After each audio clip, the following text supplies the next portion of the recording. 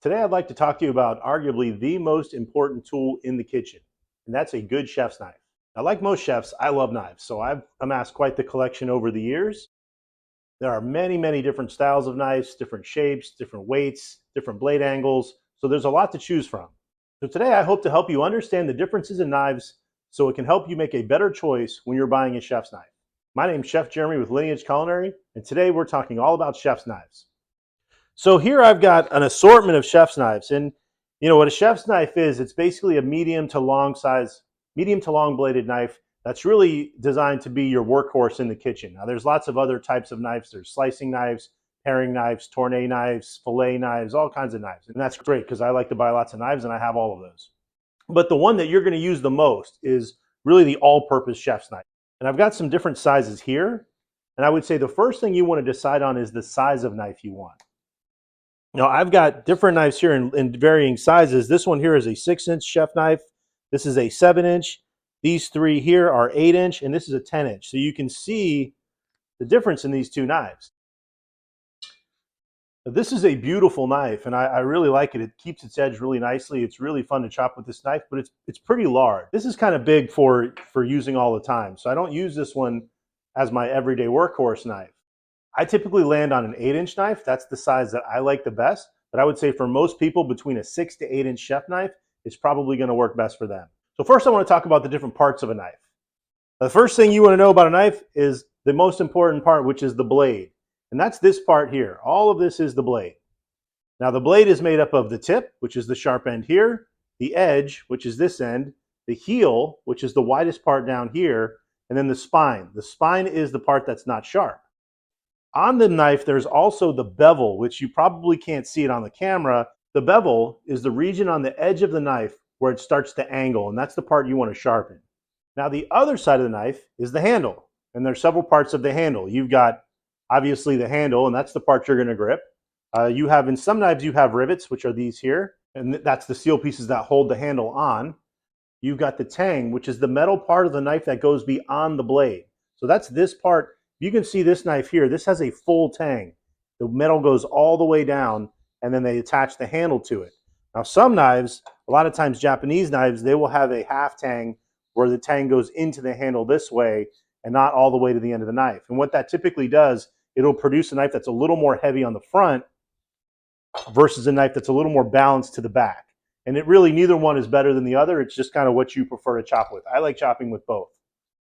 Now, not all knives have this, but some knives have a bolster, and that's this piece here you can see that is actually the metal, if you can see it like that. It's the piece of the metal before they started to grind the knife out, and it basically protects your hands from touching the heel of the knife.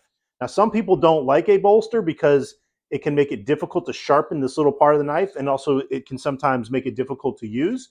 I like a bolster, especially if I'm chopping something heavy, like a winter squash, or trying to get a watermelon or something that has a tough rind. A bolster is nice because you can kind of push down on it. It gives it a little more weight to the back of that knife. Now, some knives come with these little divots, these indentations in the blade, and these will create pockets of air to help food not stick as you're slicing. Now, when we're talking about kitchen knives, there are really two styles of knives that are prevalent, and that's German style or Western style knives and Japanese style knives. Both of these types of knives were born out of those regions' traditions of weapon and metal crafting. So to be clear, there are certainly Japanese-style knives made in Germany, and there are German-style knives made in Japan. And honestly, now you're seeing a lot more hybrid mixes where you get both of the best qualities of each knife put into one knife. So the lines are getting a little bit blurred, but in general, these are two distinct styles of knife. And the main difference is in the hardness of the steel and the edge angle. And those differences influence how each knife performs. So let's start with the German knives. This is a German knife. This is a Wusthof, and they make excellent knives. Now, the German style knives are typically made with softer stainless steel, which makes the blade more durable. Because the metal is softer, it has a little bit of give to it, and it will bend rather than break. The other main difference is the edge angle, which in a German knife is about 20 to 22 degrees. That's typically a wider angle than the Japanese style knives. German style knives are also heavier and sometimes have a bolster. You typically won't see a bolster on a Japanese style knife. So what you have is you have a heavier knife that's got a little more weight to the back side of it, and it's a very durable knife. It's great for chopping lots of heavy things. I can cut vegetables and then go right into doing some butchery work. If I need to get through some bones, it's no problem with this knife. The downside of the knife is that because it's a softer metal and because the edge angle is wider, it doesn't hold as sharp of an edge, and it doesn't hold the sharp edge as long. So these do require more sharpening more often than a Japanese style knife. And that's the one downside of it. But don't get me wrong, these are still very sharp knives. So here's a Japanese style knife, and this is a global. And Japanese style knives are thinner and made with a harder steel. So these knives have a very sharp edge, which will hold that sharpness longer and require less sharpening.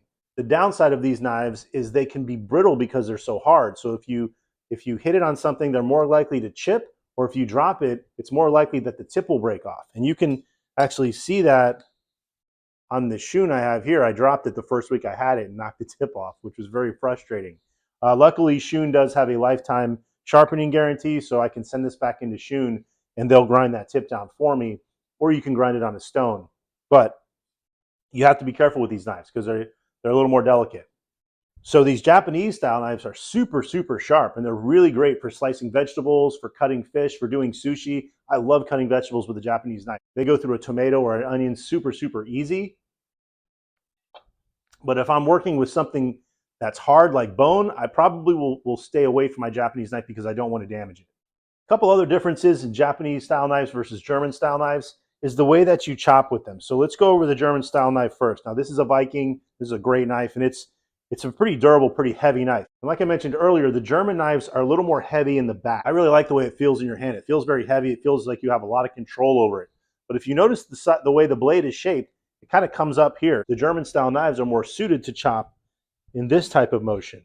Now the Japanese blade is not quite as rounded. Now this is a Mac, this is a Japanese knife, and you can see it goes a little straighter, it's a little flatter, and this knife tends to be a little heavier in the front.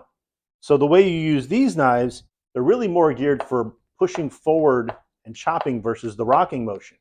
So for some people, that makes a big difference. To me, I don't mind doing either style of chopping. I think they're both work really nicely.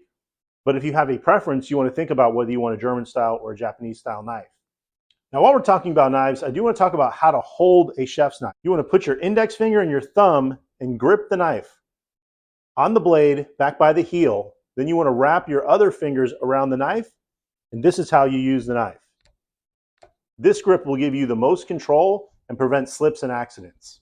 So I hope that helps you understand the differences in knives. I think that both styles are very well suited for use in the kitchen, and I have several of both types. I like to go back and forth between German and Japanese style knives. But I think for me, my personal preference would be if I'm going to be chopping a lot of vegetables for a long period of time, I prefer a Japanese knife because it's lighter, so I think it's easier on my hand and it holds its edge better. So for me, I chop a lot of vegetables at work and I don't do a lot of butchery at work, so I tend to use Japanese knives at work.